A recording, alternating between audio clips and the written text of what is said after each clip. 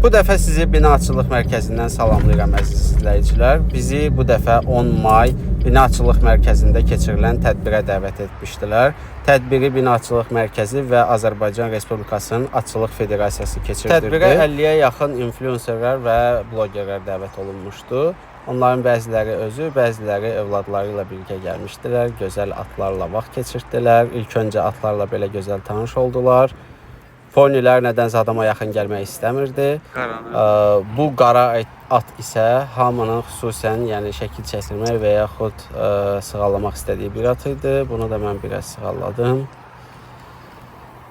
Görürəm ki, yeməyə başı qarışıb və demək olar ki, elə hamısının başı qarışmışdı yeməyə. Plus əlində telefonla yaxınlaşırsan, qaçmaq istəyirlər. Nəysə ki, tədbir çox gözəl gedirdi. Baxın, bu atdan söhbət gedirdi bayaqdan. Deməli, burada gözəl musiqi sədaları altında səhər yeməyi verilir.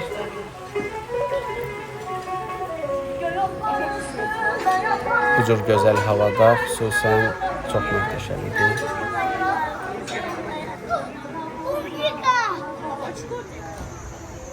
Burada Atçılıq Mərkəzinin heykəlləri ilə sizi tanış edeyim. Sonra gözəl tort kəsildi.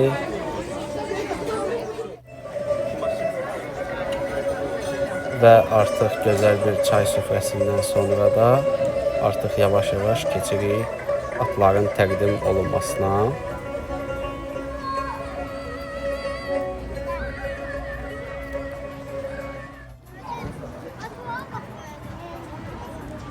Burada artıq atları bizə təqdim eləməyə başlayırlar. Burada xüsusən fayton qoyulub ki, balaca uşaqlar faytonla getsin və yaxud avtobusla getmək istəməyən qonaqlar, hansı ki biz buradan digər əraziyə keçib orada atlara baxacaq. Qarşıda görəcəksiniz.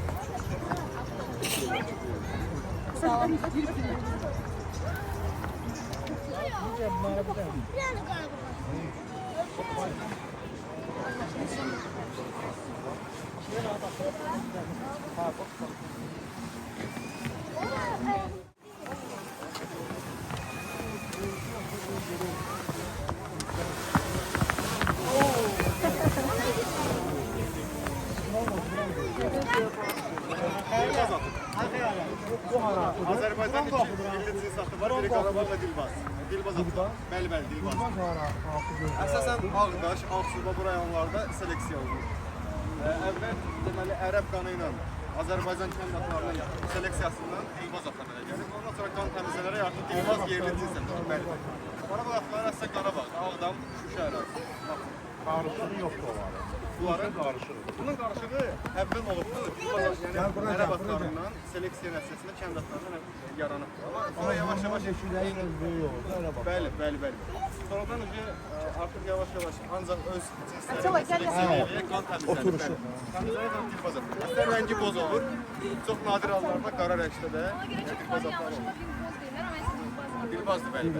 Dilbaz tayfası olub əvvəl. Dilbaz tayfası. Həmin tayfadan onlar yetişdirirlər bunu. Bəli, at yetişdirirlər.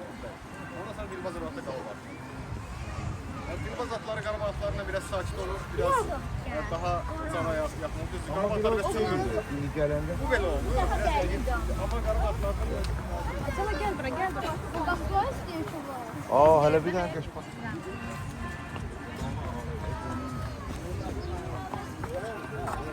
Friz atı. Niderland atıdır, Niderlandın cinsatıdır. Bu əsasən gözəlliyi və hündürlük, böyüklüyü ilə seçilir. Ayaqlarında da görürsünüz. Friz atı əsasən görünüş və tortu istifadə olunur. Bu o qədər də ümumiyyətli istifadə olunur. Atçılığın presaj növlərində istifadə olunur. Gözəl bu hərəkətlər. Əsasən bəli, dar çəkimli qüvvət atıdır.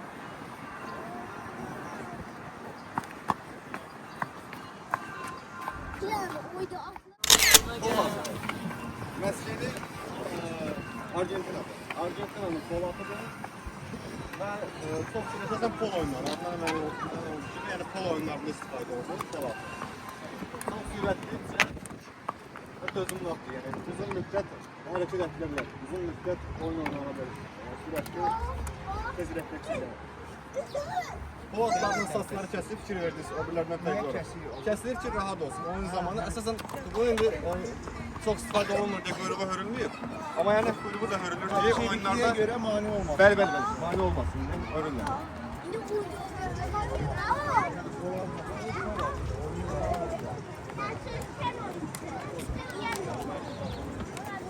İsland Polat. İsland Polat'ı pony atı. O biri ponylerden böyükdür. Ama özünün rəsmən mürəkkəb doğru istifadə olunur. Bu İslandlar özləri yəni pony adlandırmır. Deyirlər əslində bu yəni pony deyil. Amma poyuna görə bu pony atıdır. Yəni İsland ponysi. Biraz o biri ponylərdən daha böyük. Yəni ponylər məsələn o biri də balaca olmağına baxmayın, çox qüvvətli izzat dəstində və dözümlülük və daşıma yəni ömrü digərlərinə daha uzun. Nəinki o biri atır. Onlar 23 il, 25 il yaşayırsa bunlar 30 il yaşayır. Bunlar daha uzun ömürlü. Əsasən bunların da özlərinin yarışları olur. Özlərinin çadır yarışları, özlərinin konkur yarışları, balaca idmançılar, kiçik yaşlılar üçün.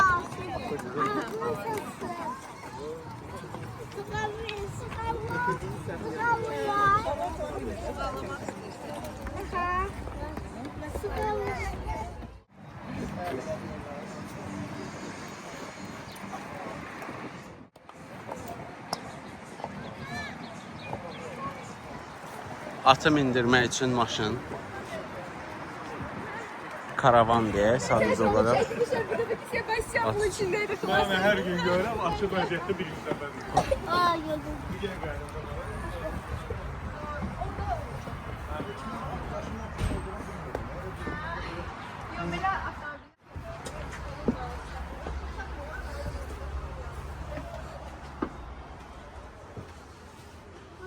Həm at daşıya bilərsiniz, həm də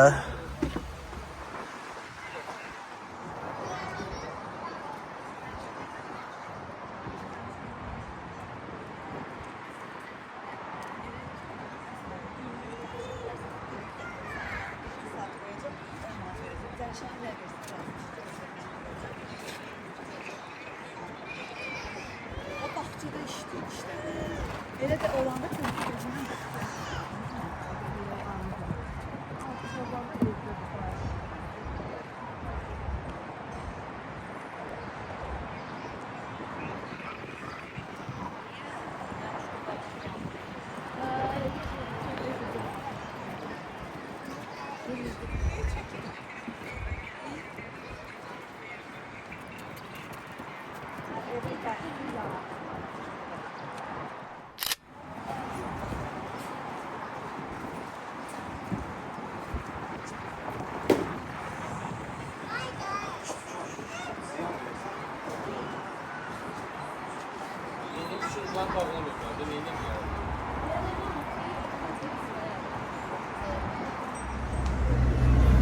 bundan sonra bizi mindirdilər avtobusa və digər əraziyə keçdik. Burada atların yarışı keçirilirdi.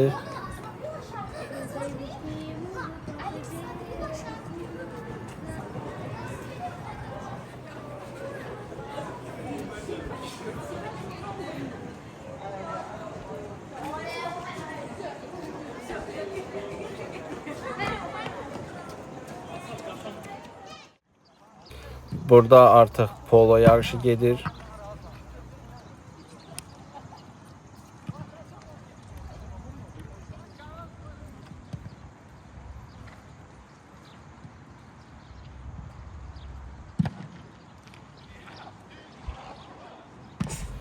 Burada isə biz artıq keçirik atları yemləməyə. Hansı ki burada bizim üçün kök, alma, tərəvəzlərdən və meyvələrdən hazırlanmış belə bir paket verildi və biz hamımız ayrı-ayrılıqda bu gözəl atları yemlədik.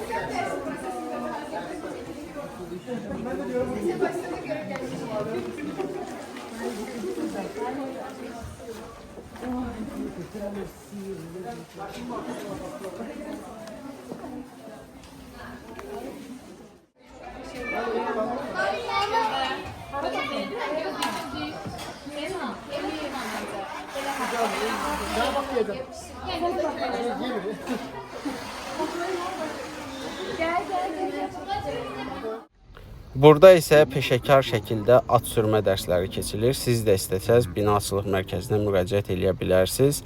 Demək olar ki, bununla da bizim tədbirimiz, gəzintimiz başa çatdı. Bundan sonra da bizim blogerlərdən at sürmək istəyən at sürdü və tədbiri başa vurduq.